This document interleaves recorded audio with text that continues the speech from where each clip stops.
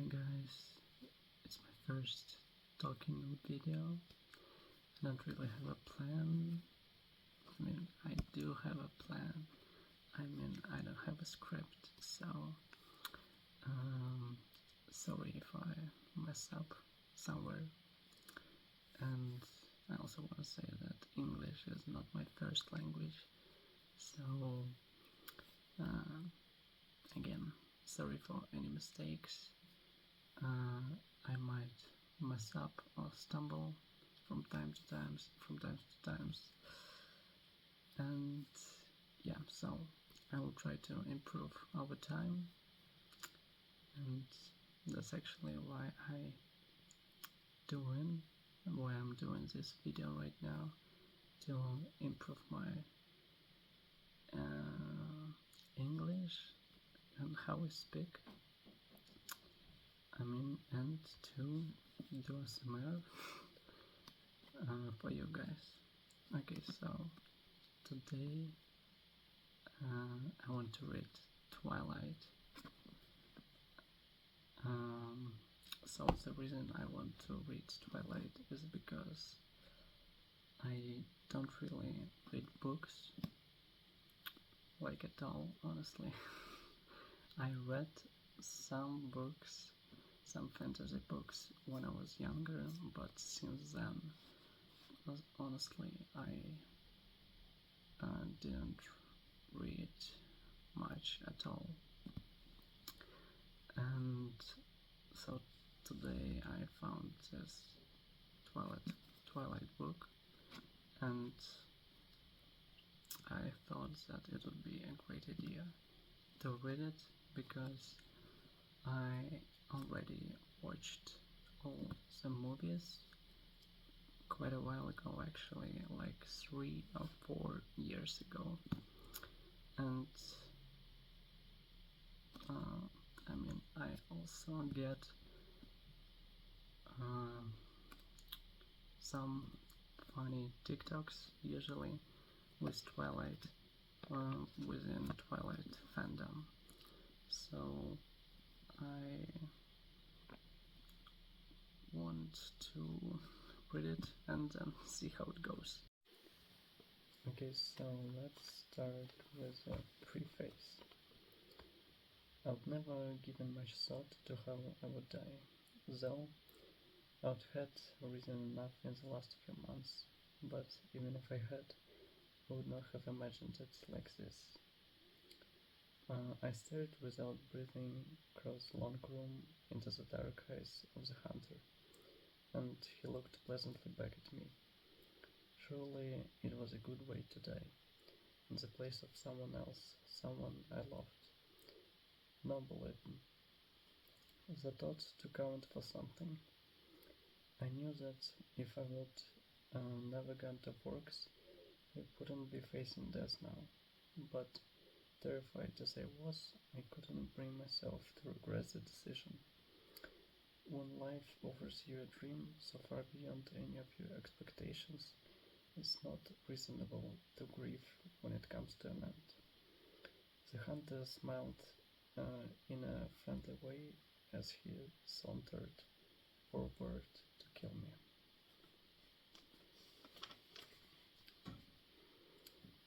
Chapter 1, First Sight. My mother drove me to the airport with the windows rolled down. It was 75 degrees in Phoenix, the sky a perfect cloudless blue. I was wearing my favorite shirt, sleeveless, white eyelet lace. I was wearing it as a farewell gesture. My carry-on item was a parka. In the Olympic Peninsula of Northwest Washington State, a small town named Forks exists under a near constant cover of clouds. It rains on this inconsequential town more than any other place in the United States of America. It was from this town and its gloomy, omnipresent shade that my mother escaped with me when I was only a few months old. I was in this town that I would been uh, I had been compelled to spend a month every summer until I was 14. That was the year I finally put my foot down. This past 3 summers, my dad Charlie vacationed with me in California for 2 weeks instead. It was to forks that I now exiled myself, an action that I took with great horror. I detested forks. I loved Phoenix. I loved the sun and the blistering heat. I loved the vigorous, sprawling city. Bella, my mom said to me, the last of 1,000 times before I got on the plane. You don't have to do this. My mom looks like me, except with short hair and laugh lines. I felt a spasm of panic as I stared at her white, childlike eyes. How could I leave my loving, erratic, hair-brained mother to fend for herself? Of course, she had Phil now, so the bills would probably get paid, there would be food in the refrigerator, gas in her car, and someone to call when she got lost. But still, I want to go, I lied. I had always been a great liar, but I had been saying this lie so frequently lately that it sounded almost convincing now. Tell Charlie I said hi. I will. We'll see you soon, she insisted. You can come home whenever you want. I will come right back as soon as you need me. But I could see the sacrifice in her eyes behind that promise. Don't worry about me, I urged. It will be great. I love you, Mom. She hugged me tightly for a minute, and then I got on the plane and she was gone. It's a 4-hour flight from Phoenix to Seattle. Another hour in a small plane up to Port Angeles, and then an hour drive back down to Forks. Flying doesn't bother me, as the hour in the car with Charlie, though, I was a little worried about. Charlie had really been fairly nice about the whole thing. He seemed genuinely pleased that I was coming to live with him for the first time with any degree of permanence. He had already gotten me registered for high school and was going to help me get a car, but it was sure to be awkward with Charlie. Neither of us was what anyone would call verbose, and I didn't know what there was to say regardless. I knew he was more than a little confused by my decision, like my mother before me. I hadn't made a secret of my distance for Forks. When I landed in Port Angeles, it was raining. I didn't see it as an omen, just unavoidable. I had already said my goodbyes to the sun. Charlie was waiting for me with a cruiser. This I was expecting to. Charlie is the police chief's one to the good people of Forks. My primary motivation behind buying a car, despite the scarcity of my funds, was that I refused to be driven around town in a car with red and blue lights on top. Nothing slows down traffic like a cop. Charlie gave me an awkward one-armed hug when I stumbled my way off the plane. It's good to see you, Bells, he said, smiling as he automatically caught and steadied me. You haven't changed much. How's Rennie? Mom's fine. It's good to see you too, Dad. I wasn't allowed to call him Charlie to his face. I had only a few packs. Most of my Arizona clothes were too permeable for Washington.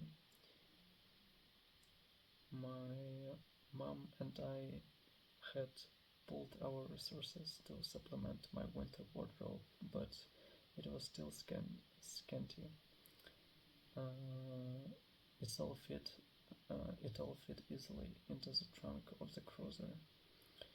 I found a good car for you, really cheap. He announced when we were strapped in. What kind of car? I was suspicious of the way he said "good car for you," as opposed to just "good car." Well, it's a truck actually, a Chevy.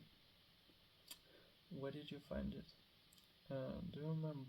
Do you remember Billy Black down at La Push? La Push is a tiny Indian reservation on the coast. No, he used to go fishing with us during the summer, Charlie prompted. That would explain why I didn't remember him. I do a good job of blocking painful, unnecessary things from my memory. He is in a wheelchair now, Charlie continued, when I didn't respond. So he can't drive anymore, and he offered to sell me his truck cheap. What year is it? I could see from his change of expression that this was the question he was hoping I wouldn't ask. Well, Billy's done a lot of work on the engine. It's only a few years old, really. I hoped he didn't think so little of me, as to believe I would give up that easily. When did he buy it? He bought it in 1984, I think. Did he buy it new? Well, no. I think it was new in the early 60s or late 50s at the earliest, he admitted sheepishly. Dad, I don't really know anything about cars. I wouldn't be able to fix it if anything went wrong, and I couldn't afford a mechanic. Really, Bella, the thing runs great. They don't build them like that anymore. The thing, I thought to myself, it had possibilities as a nickname, at the very least. How cheap is cheap? After all, that was the part I couldn't compromise on. Well, honey, I kind of already bought it for you, as a homecoming gift. Charlie peeked sideways at me with a hopeful expression. Whoa, free? You didn't need to do that, Dad. I was going to buy myself a car. I don't mind. I want you to be happy here. He was looking ahead at the road when he said this. Charlie wasn't comfortable with expressing his emotions out loud. I inherited that from him. So I was looking straight ahead as I responded. That's really nice, Dad. Thanks. I really appreciate it. No need to add that. My being happy in Porks is an impossibility. He didn't need to suffer along with me, and I never looked free truck in the mouth or engine.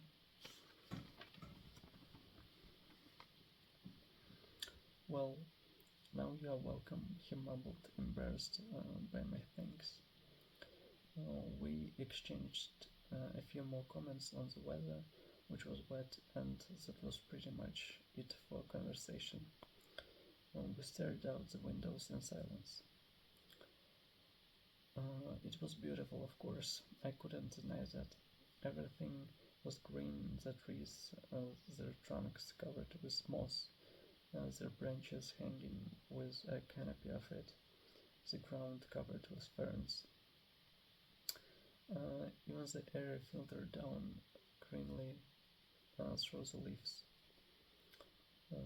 It was too green, an alien planet. Eventually, we made it to Charles. He still lived in the small two-bedroom house that he had bought with my mother in the early days of their marriage. Those were the only kind of days their marriage had, the early ones. There, parked on the street in front of the house that never changed, was my new to me truck. It was a faded red color with big rounded fenders and a bulbous cap. To my intense surprise, I loved it. I didn't know if it would run, but I could see myself in it. Plus, it was one of those solid iron affairs that never gets damaged, the kind you see at the scene of an accident, paint unscratched, surrounded surrounded by the pieces of the foreign car it had destroyed. Wow, Dad, I love it, thanks. Now my horrific day tomorrow would be just that much less dreadful. I wouldn't be faced with the choice of either walking 2 miles in the rain to school or accepting a ride in the cheap cruiser. I'm glad you liked it. I'm glad you like it, Charlie said gruffly, embraced again. It took only one trip to get all my stuff upstairs. I got the west bedroom that faced out over the front yard. The room was familiar. It had belonged to me since I was born. The wooden floor, the light blue walls, the peaked ceiling, the yellow lace curtains around the window. They were all a part of my childhood. The only changes Charlie had ever made were switching the crib for a bed and adding a desk as I grew. The desk now held a second-hand computer with a phone line for the modern stapled along the floor to the nearest phone jack. This was a stipulation from my mother, so that we could stay in touch easily. The rocking chair from my baby days was still in the corner. There was only one small bathroom at the top of the stairs, which I would have to share with Charlie. I was trying not to dwell too much on that fact. One of the bad things about Charlie is he doesn't hover. He left me alone to unpack and get settled. A feat that would have been altogether impossible for my mother. It was nice to be alone, not to have to smile and look pleased. A relief to stare dejectedly out the window at the shearing rain and let just a few tears escape. I wasn't in the mood to go on a real crying jack. I would save that for bedtime when I would have to think about the coming morning. Forks High School had a frightening total of only 357 now, 58 students. There were more than 700 people in my junior class alone, back home. All of the kids had grown up together. Their grandparents had been toddlers together. I would be the new girl from the big city, a curiosity, a freak. Maybe if I looked like a girl from Phoenix, should I could work this to my advantage. But physically, I would never fit in anywhere. I should be tan, sporty, blonde, have volleyball player or a cheerleader, perhaps. All the things that go with living in the valley of the sun. Instead, I was ivory-skinned without even the excuse of blue eyes or red hair, despite the constant sunshine. I had always been slender but soft somehow, obviously not an athlete. I didn't have the necessity. I didn't have the necessary hand-eye coordination to play sports without humiliating myself and harming both myself and anyone else who stood too close. When I finished putting my clothes in the old pine dresser, I took my bag of bathroom necessities and went to the communal bathroom to clean myself up after the day of travel. I looked at my face in the mirror as I brushed through my tangled damp hair. Maybe it was light, but already I looked sallower, unhealthy. My skin could be pretty, it was very clear, almost translucent looking, but it all depended on color. I had no color here. Facing my pallid reflection in the mirror, I was forced to admit that I was lying to myself. It wasn't just physically that I would never fit in, and if I couldn't find a niche in a school with 3,000 people, what were my chances here? I didn't relate well to people my age. Maybe the truth was that I didn't relate well to people, period. Even my mother, who I was closer to than anyone else on the planet, was never in harmony with me, never on exactly the same page.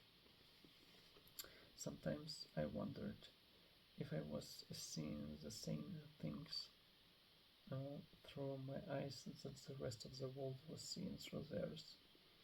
Maybe there was a glitch in my brain, but the cause didn't matter.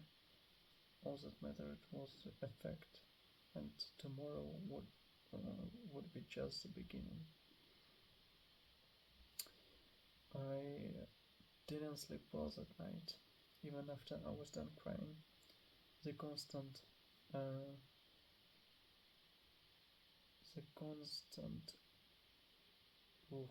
whooshing, I guess. And now the constant whooshing of the rain and wind across the roof wouldn't fade into the background. I pulled the faded old quilt over my head and later added the pillow too. But I couldn't fall asleep until after midnight, when the rain finally settled into a quieter drizzle. Thick fog was all I could see out my window in the morning, and I couldn't feel the claustrophobia creeping up on me, and I could feel the claustrophobia creeping up on me. You could never see the sky here, it was like a cage. Breakfast with Charlie was a quiet event. He wished me good luck at school. I thanked him, knowing the hope was wasted. Good luck tended to avoid me. Charlie left first off to the police station. That was his wife and family. After he left, I sat at the old square oak table in one of the 3 unmatching chairs and examined his small kitchen. With its dark paneled walls, bright yellow cabinets, and white linoleum floor. Nothing was changed. My mother had painted the cabinets 18 years ago in an attempt to bring some sunshine into the house.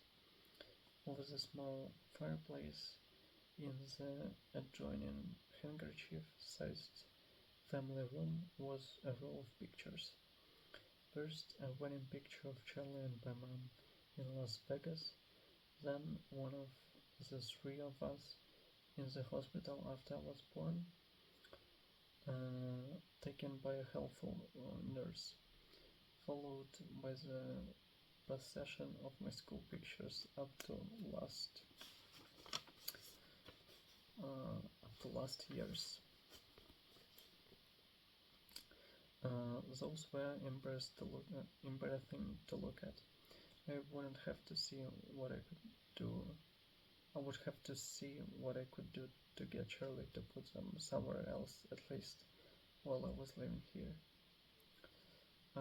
It was impossible being in this house not to realize that Charlie had never gotten over my mom. It made me uncomfortable. I didn't want to be too early to school, but I couldn't stay in the house anymore. I donned my jacket, which had the feel of a biohazard suit, and headed out into the rain. It was just drizzling still. Not enough to soak me through immediately as I reached for the house key that was always hidden under the eaves by the door and locked up. The solution of my new waterproof boots was unnerving. I missed the normal crunch of gravel as I walked. I couldn't pause and admire my truck again as I wanted. I was in a hurry to get out of misty, wet that swirled around my head and clung to my hair under my hood. Inside the truck, it was nice and dry. Either Billy or Charlie had obviously cleaned it up, but the tan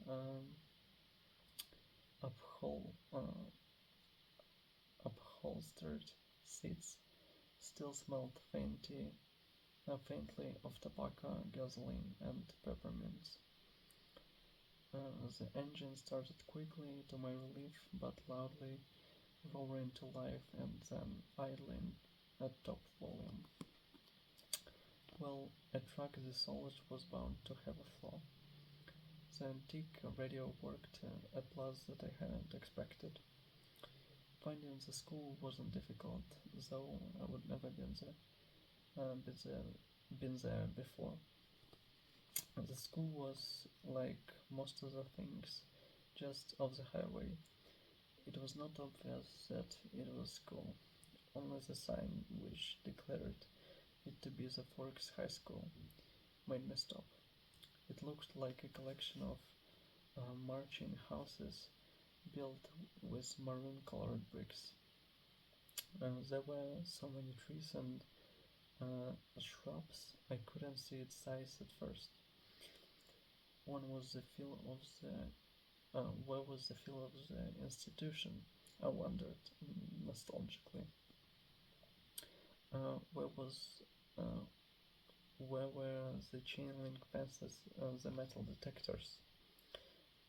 I parked in front of the first building, which had a small sign over the door reading front office. No one else was parked there, so I was sure it was off limits, but I decided I would get directions inside instead of circling around in the rain like an idiot.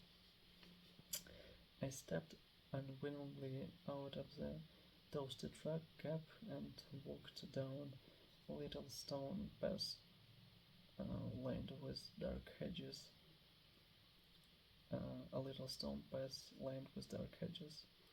I took a deep breath before opening the door. Inside, it was brightly lit and warmer than I had hoped. The office was small, a little waiting area with padded golden chairs, orange-flecked commercial carpet, notices and awards cluttering the walls, a big clock ticking loudly. Plants grew everywhere in large plastic pots, as if there wasn't enough greenery outside. The room was cut in half by a long counter cluttered with wire baskets full of papers and brightly colored flyers taped to its front. There were three desks behind the counter, one of which was manned by a large red-haired woman wearing glasses. She was wearing a purple t-shirt with which immediately made me feel overdressed. The red-haired woman looked up. "Can I help you?" "I'm Isabella Swan," I informed her, and saw the immediate awareness uh, light her eyes. I was expected a topic of gossip, no doubt. No doubt. Daughter of the chief's flighty ex-wife. Come home at last.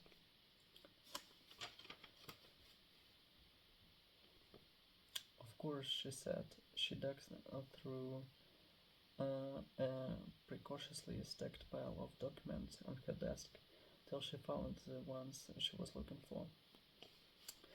"I have your schedule right here, and a map of the school." She brought several sheets to the counter to show me. She went through my classes for me, highlighting the best route to each on the map, and gave me a slip to have each teacher sign, which I was to bring back at the end of the day. She smiled at me and hoped, like Charlie, that I would like it here in Forks. I smiled back as convincingly as I could. When I went back out to my truck, other students were starting to arrive. I drove around the school, following the line of traffic. I was glad to see that most of the cars were older like mine, nothing flashy.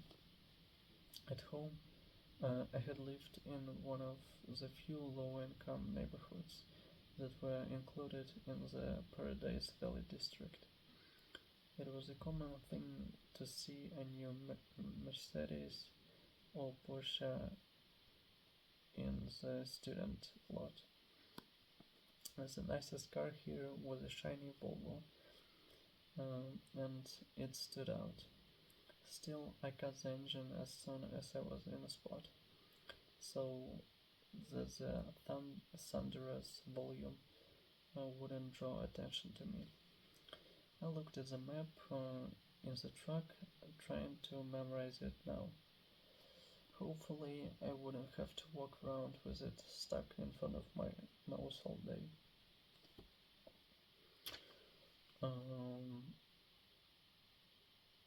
I stuffed everything in my bag, slung the strap over my shoulder, and sucked in a huge breath. "I can do this," I lied to myself feebly. No one was going to bite me. I finally exhaled and stepped out of the truck. I kept my face pulled back into my hood as I walked to the sidewalk, crowded with teenagers. My plain black jacket didn't stand out, I noticed with relief. Once I got around the cafeteria building,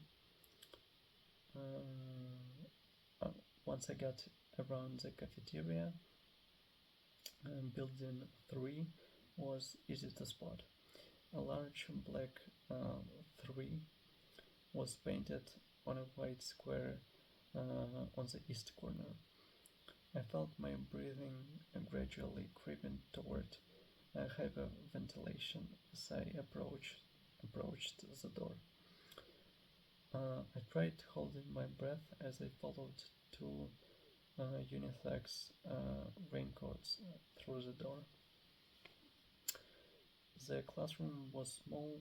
The people in front of me stopped just inside the door to hang up their coats on a long row of hooks.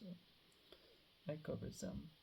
There were two girls, one a porcelain-colored blonde, the other also pale with light brown hair. At least my skin wouldn't be a standout here. It took the slip up to the teacher, a tall, balding man whose desk had a nameplate identifying him as Mr. Mason. He gawked at me when he saw my name, not an encouraging response, and of course I flushed tomato red. But at least he sent me to an empty desk at the back without introducing me to the class.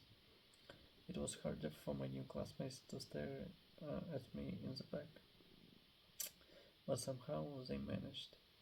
I kept my eyes down on the reading list as the teacher had given me. It was fairly basic. Bronte, Shakespeare, Chaucer, Faulkner. I had already read everything. This was comforting and boring. I wondered if my mom would send me my folder of old essays, or if she would think that was cheating. I went through different arguments with her in my head while the teacher droned on. When the bell rang, a nasal buzzing sound, a gangly boy with skin problems and hair black as an flick leaned across the aisle to talk to me. You're Isabel Swan, aren't you? He looked like the overly helpful chess club type. Bella, I corrected. Everyone within a 3-seat radius turned to look at me. Where is your next class? He asked. I had to check in my bag. Government with Jefferson in building 6. There was nowhere to look without meeting curious eyes. I'm headed toward building 4. I could show you the way. Definitely over helpful. I'm married, he added. I smiled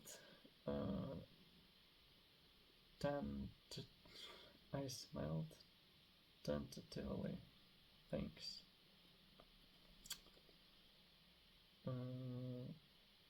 We got our jackets and headed out into the rain, which had picked up. I could have sworn several people behind us were walking close enough to eavesdrop. I hoped I wasn't getting paranoid. So this is a lot different than Phoenix, huh? He asked. Very. It doesn't rain much there, does it? 3 or 4 times a year. Whoa, what must that be like? He wondered. Sunny, I told him. You don't look very tan. My mother is part albino. He studied my face apprehensively, and I sighed. It looked like clouds, and the sense of humor didn't mix. A few months of this, and I would forget how to use sarcasm. We walked back around the cafeteria to the south building by the gym. Eric walked me right to the door, though it was clearly marked. Well, good luck, he said as I touched the handle. Maybe we'll have some other classes together. He sounded helpful. I smiled at him vaguely and went inside.